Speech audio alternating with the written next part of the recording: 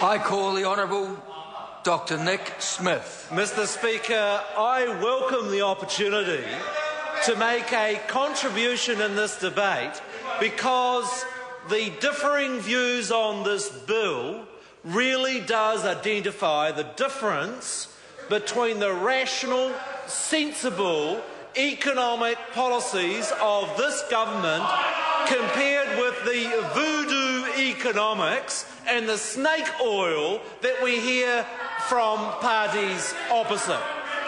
It's firstly fascinating, Mr. Speaker, hearing the Labour Party saying these are the new ideas for taking the New Zealand economy forward. Well, Mr. Speaker, they're not very new. I heard them in 1990 when I arrived in this Parliament as a young pup in 1990. I heard them regurgitated again by Winston Peters in 1996. I heard them again in 2002.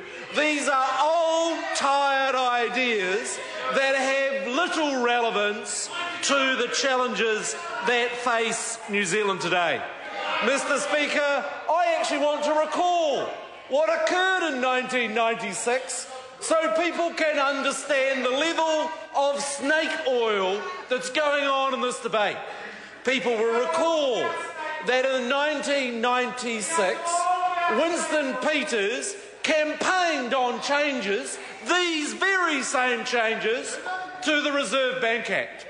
And when he became the Treasurer in 1996, he sat down with the Reserve Bank Governor, a very well-known person, Dr. Don Brash.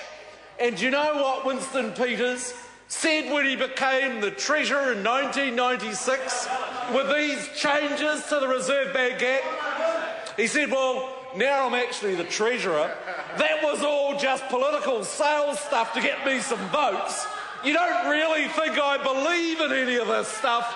Don, just carry on with the sensible monetary policy that has been practiced for the last 6 years, and so we did. Mr. Speaker, it was very telling on the Finance and Expenditure Select Committee to hear that well-respected Reserve Bank Governor Alan Bollard only a few weeks ago.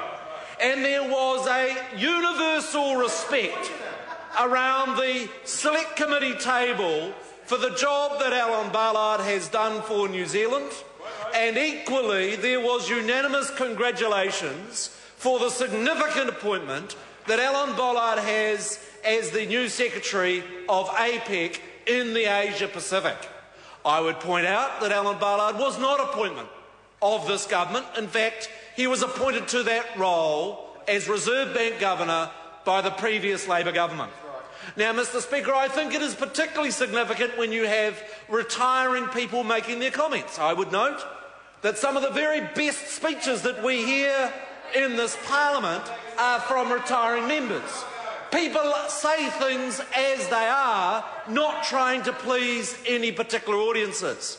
And we put to Dr. Bollard, was the Reserve Bank Act that we currently have fit for purpose?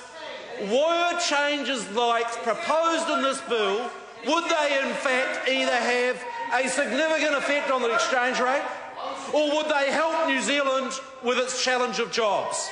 And Dr. Bollard was absolutely plain and frank in his advice to all members of the Select Committee, and that was that changes in the Reserve Bank Act proposed of this sort would make no material difference. No material difference, that the Reserve Bank Act, even post global financial crisis, was fit for purpose, and he advised all parties in this Parliament against the sort of bill that we now have before us.